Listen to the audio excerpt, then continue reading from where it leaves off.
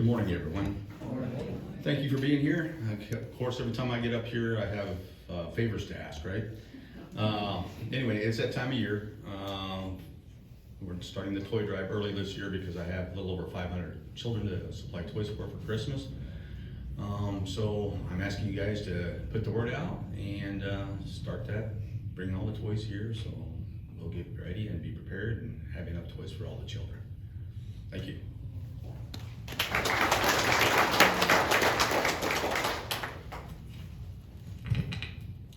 Chief Schmidt. Not ready yet. I was gonna say, you know, you don't have your counterpart to rib, so you'll have to go without. Oh, I know. Just trying to pull up some numbers here from November. I thought you went right into it this morning. Good morning, Commander, members of the board. I see a bigger audience. I noticed when I pulled in the parking lot, I saw somebody with a Minnesota plate. Means the snowbirds are coming back. And our numbers are starting to show that accordingly as well. So we did see a slowdown this summer. I do think we're starting to get more folks that are leaving over the summer months than we have seen in the last few years, because our numbers did take quite a dip. We were seeing about 300 or 400 less calls per month, which is a fairly welcoming thing for our crews. But man, I was going to pull up our November numbers. I apologize. October numbers. I'm not ready, see? I'm just not ready. You went too fast for me this morning. But good morning. We're kind of in a little lull. You know, it's election day actually today, and we're not going after a bond campaign, but I know our brothers and sisters to the west at Sun City West are going for some bonds. A few other fire districts around the state are going through some bonds. And I see some people pointing. Are other people going for bonds I don't know about? No, okay. But we're in this lull. It's just that time of year. The holidays are coming. We always, my safety message is be careful how many old extension cords you pull out, and holiday lights, and don't fry any turkeys next to your house that are frozen with oil all the way to the top of the deep fat fryer there that you put out. Turkeys are wonderful. They cook fast and they're delicious, but don't burn your house down, please. So. And if you do, call 911 and we'll be there. So, but any questions at all for the fire department? Very quiet. Okay, we'll have a great November, a great holiday. Here we go. Okay, here we go. Is there any way for you guys to indicate that you're for when you're done with something? I don't know what that's at. Your terminology? Code 4? Code 4. I mean, we report to our alarm room, but I don't think, I've had that discussion with a few of the. No, I mean just when they come out and they're done with what they're doing, just hold up code 4 so we know we're done. Well, you can't leave. All right. We'll have those discussions. I will gladly sit down with you and have those discussions if there's another way to communicate that with you. Mean when you're on scene with us, Yeah. out on patrol out on the street, is there another way to have a discussion? Tell them to blow the horn twice for leaving. Okay. We'll figure something out. Absolutely. Very good. Okay, no problem. Go ahead. How are the calls since? Oh, hold on, guys. Hold on. I can't hear. Since the June 1 effective date, how are the calls? July 1. Or was it July 1? July 1. My apologies, thank Yeah. you. Mhm. For like falls. So we saw for July, the month of July, and it's not just falls. It's any it's any treatment in place type calls. If somebody's having, they think they're having chest pain, or they want us to put a heart monitor on them, anything that we're not transporting. We've seen about 150 to 175 per month. So, and I've only had 3 complaints. Actually, 2 complaints. One was kind of like, oh geez, I didn't know that, and then supported the fire department's decision on that. So it's been very quiet. So, anything else? Have a wonderful November. Hopefully everybody gets turkey and stays healthy, and we'll see you in December. Thank you.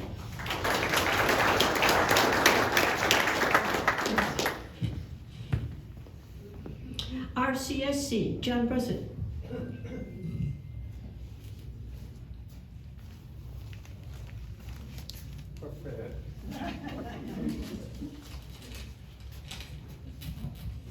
Thank you, Commander. Chief, deputies, everybody. Thanks for being here today, and it's an honor to be up here again. I thought I'd try bringing out the roster, the agenda we've been running. Okay, since last April, Rusty can attest to the fact that we went through the bylaws and through the,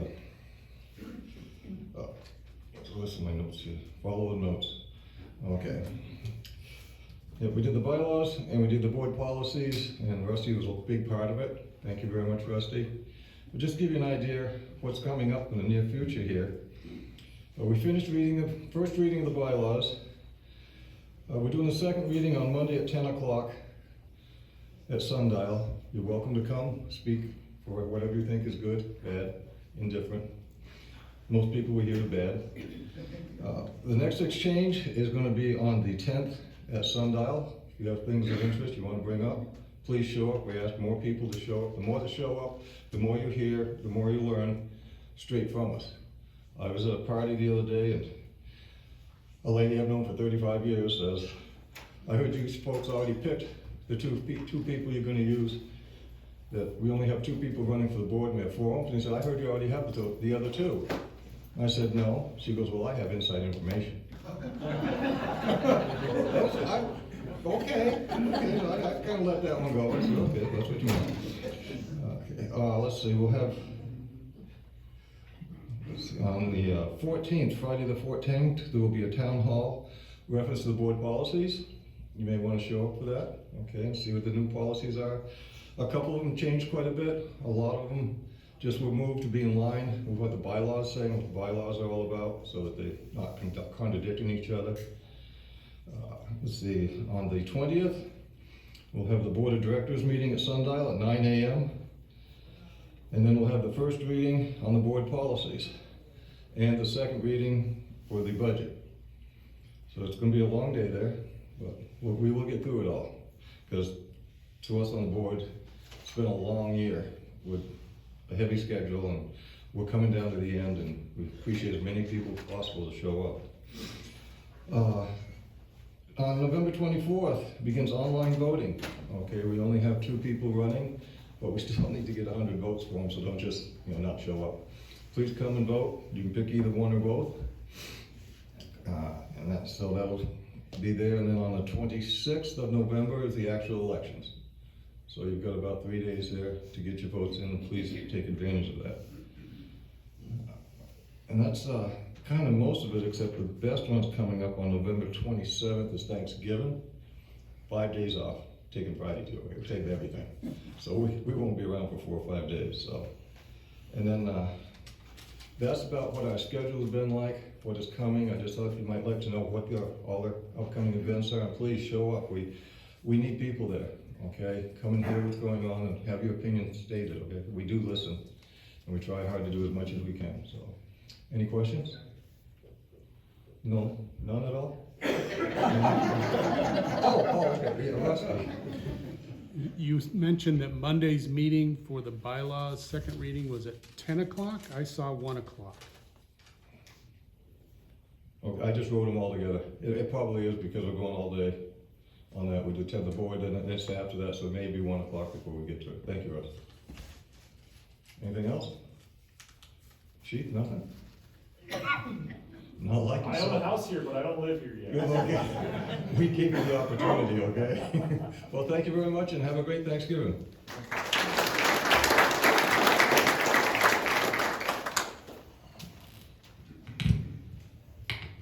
Thank you. The next item on the agenda is one of the things that, this is what makes the posse the posse. So at this time, I'd like to call forward Tony Ashby, please.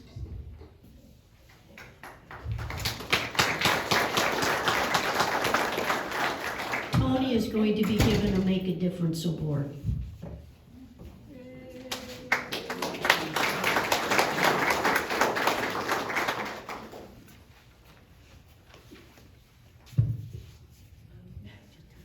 Tony had no clue. If you can't tell. On October 10th, 2025, a postal carrier called Posse headquarters. She told our dispatch staff that a resident had come out of her house very upset and crying, saying that her dog had just passed away. She was in the house. She needed help getting him picked up because he weighed 70 pounds.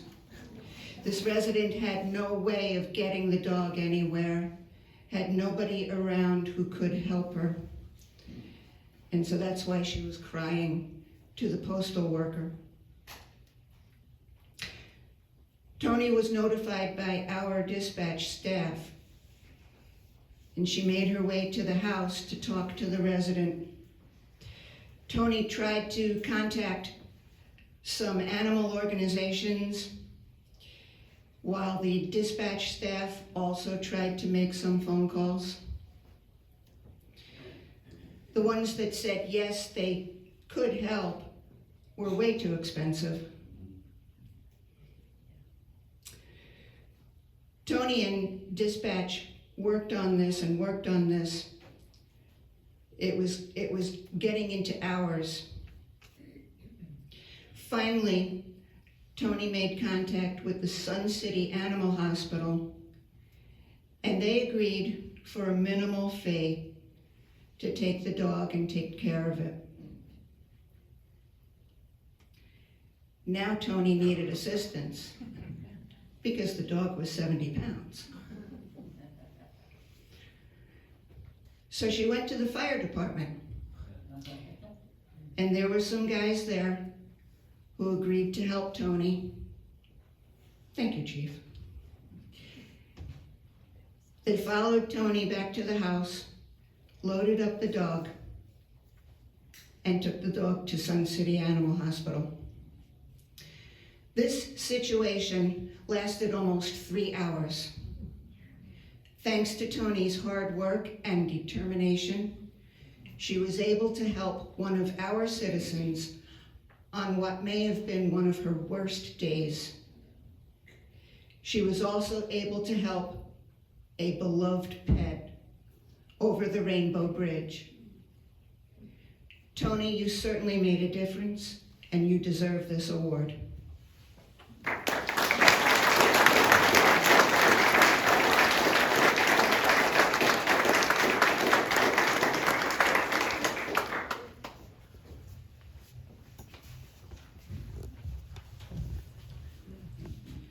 Chief Schmidt, you have a captain. I only know him as Captain Dan. And he was at Bell and 99th, not normally there. And when I went to the door, I had been everywhere, and I had no other option. And he said to me, "You do understand that this is a rescue situation place, right?"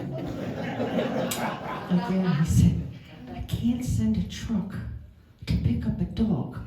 What would happen if there was a fire?" Yeah, he said, "Let me think about this." And he went in the back and he talked to a couple people, and he came out and he said, "We're gonna figure this out." And he did. I can't thank you enough.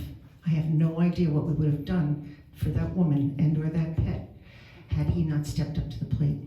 Thank you very much.